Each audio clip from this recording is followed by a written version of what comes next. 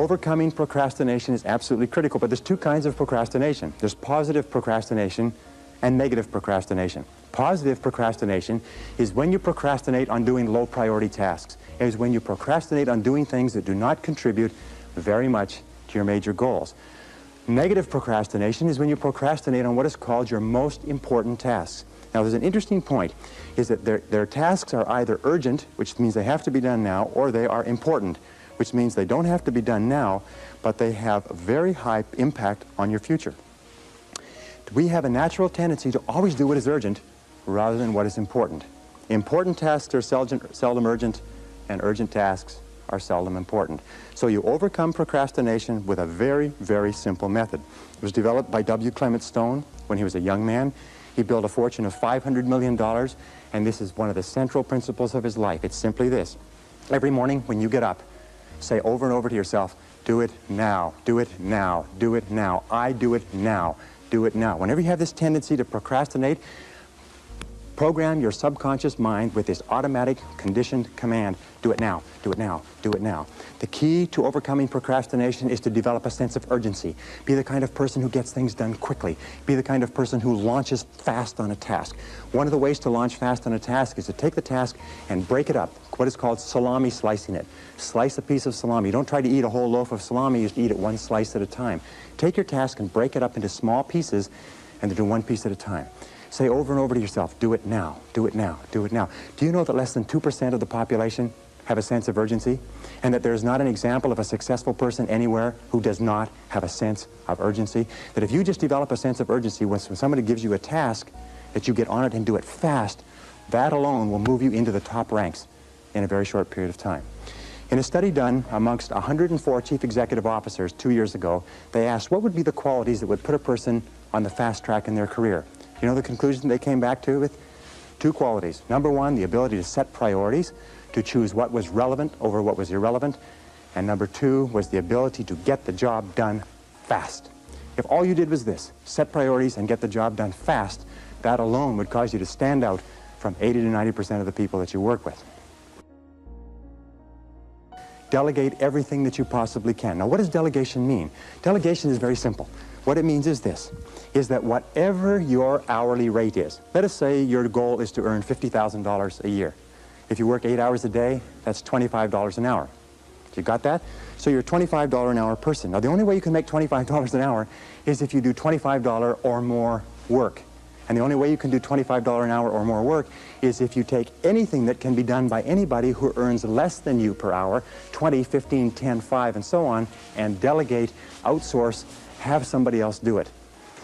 The most valuable resource in the world today is productive time. And do not waste your productive time dropping off laundry, getting your car washed, mowing your lawn, cleaning your house. Do not waste your productive time doing things that you can hire people to do for $5 or $10 an hour. Use your productive time on tasks that are more expensive, of higher value.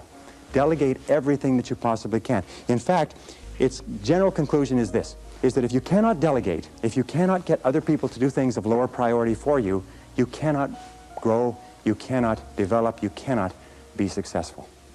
You may be successful running a shoe shine stand, but that's about the limit of it. Delegation requires one key word, clarity. Clarity. The reason people don't delegate is because they've delegated and other people have dropped the ball. But the major reason why people don't fulfill the task that you've given to them is because of lack of clarity. So when you delegate, here are the keys. First of all, think through what you want done. Write it down. Second of all, pick the right person to do it. Don't give a major task to an incapable person.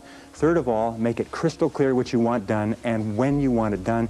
And fourth of all, check, review, inspect, keep on top of it to make sure it is done on time. Never assume that anything will be done on time. I read something years ago, a great sign. It said that assumption lies at the root of all foul-ups. Never assume that anybody or anything will be done on time unless you check on it yourself. Move out of your comfort zone. It's the courage to move into your zone of discomfort where you feel awkward and clumsy and sometimes alone. The comfort zone is one of the greatest enemies of human potential and of your potential.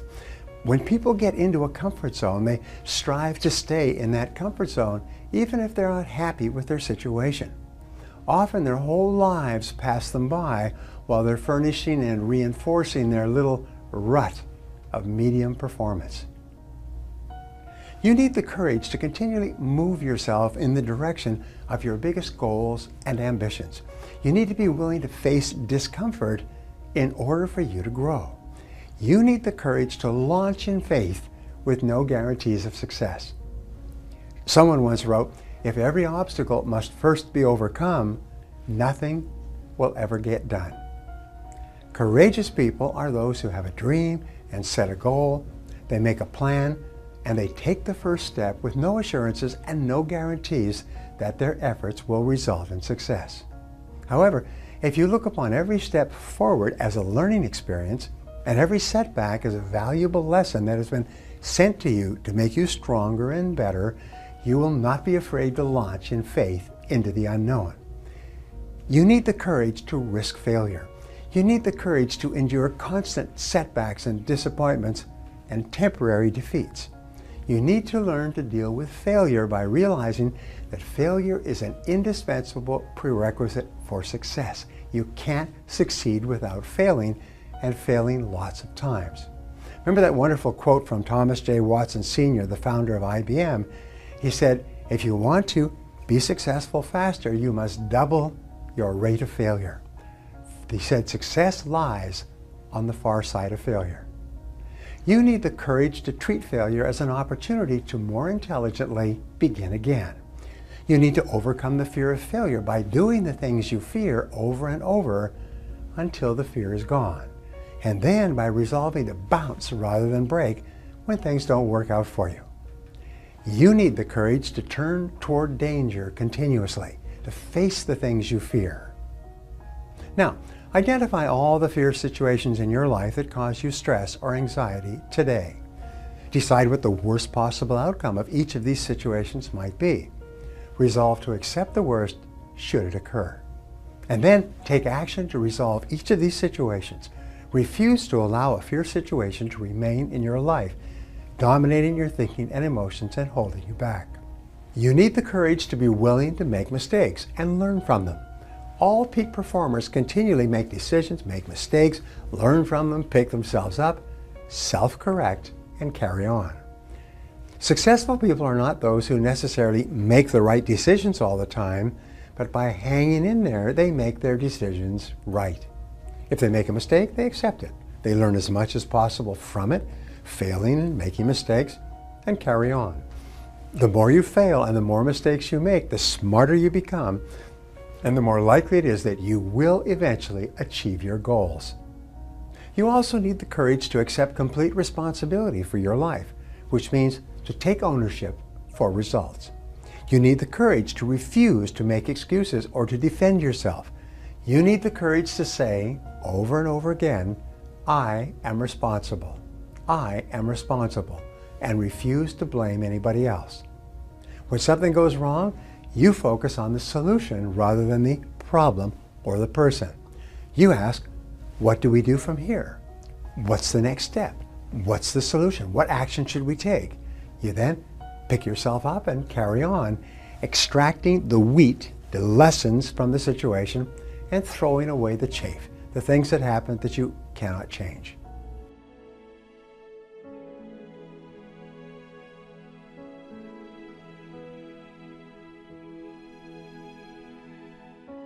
Here's what the old prophet said: the truth will set you free. Now here's the freedom of the truth. Number one, freedom of the truth, to correct old errors in judgment. That's the freedom of the truth, because if you don't speak the truth, then you're likely not to correct the errors in judgment.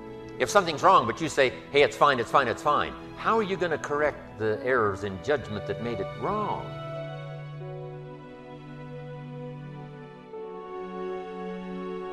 See, you can't say it's fine, it's fine, it's fine, and finally it turns out to be fine. Say, no. The only way to go from wrong to fine is not by affirmation. The way to go from wrong to fine is to figure out where the errors in judgment were by speaking the truth. Something's wrong here, finding out what's wrong, making the changes. Now it can go from wrong to fine. Here's a good phrase. Affirmation without discipline is the beginning of delusion.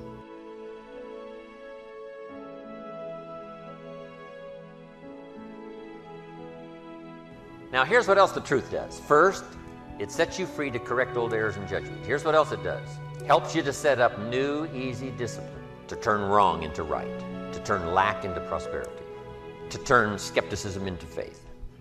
The final secret is discipline. But in order to turn wrong into right, we must speak the truth. Because only the truth will set you free.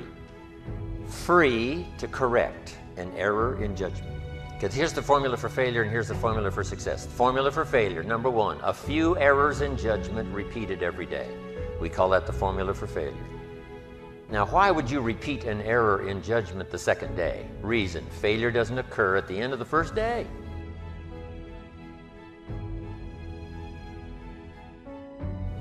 If it did, it would be helpful, because then you wouldn't do that anymore. But errors in judgment are so subtle because they don't usually show their results until for a while. But a few errors in judgment repeated every day, and sure enough, you're way off course. Business problems, family problems, personal problems, financial problems, emotional problems, we've all got these unique challenges. But when it comes to problems, I found a good way to go after a problem. It's the old, draw a line down the center of the page.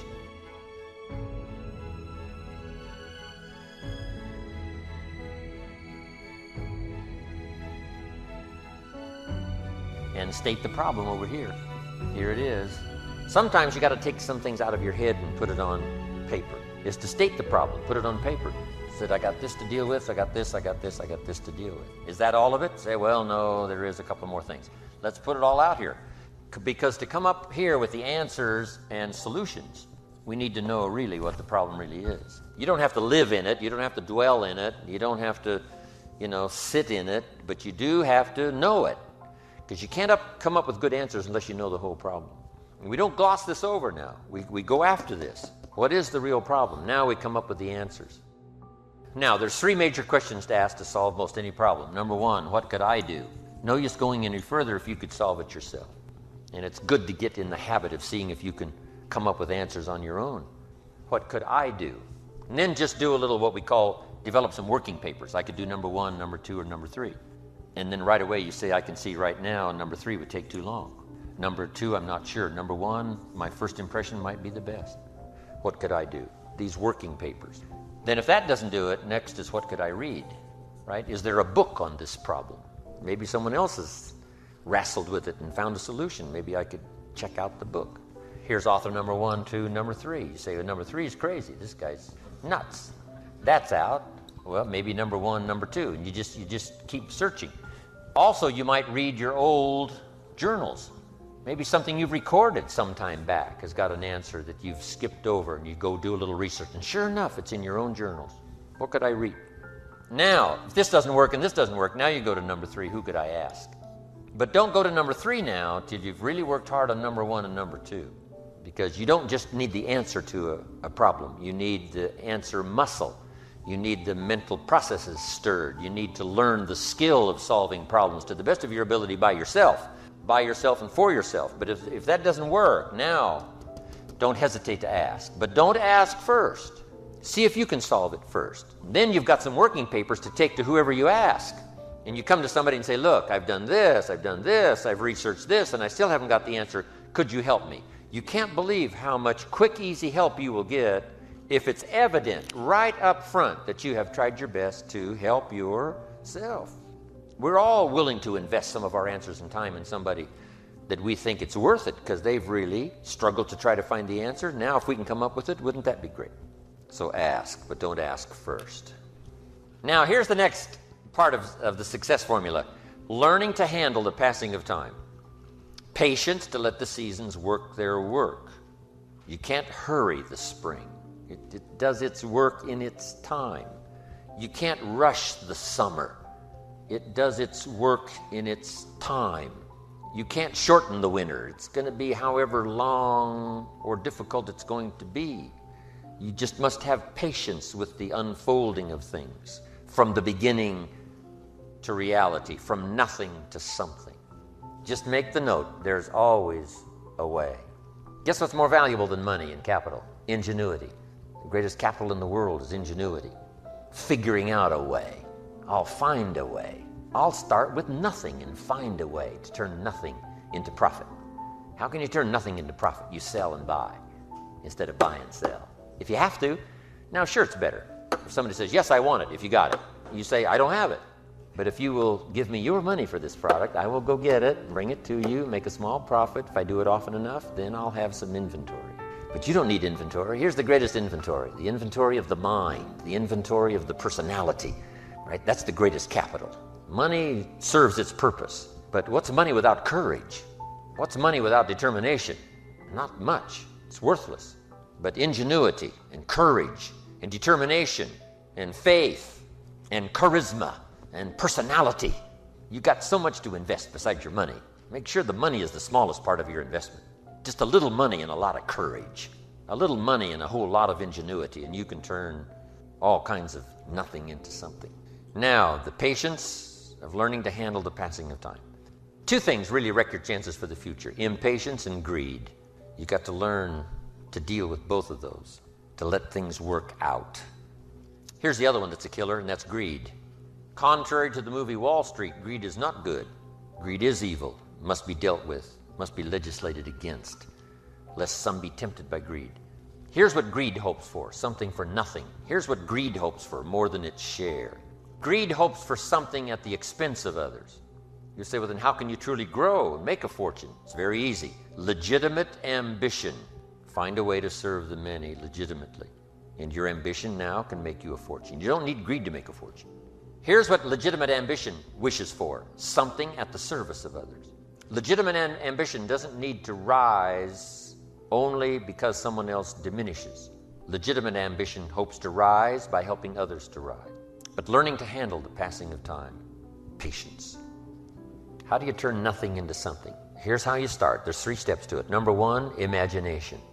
And try to imagine yourself in those new, worthwhile, unique positions. So imagination starts to change everything. Now, imagination is not tangible, but it is almost real.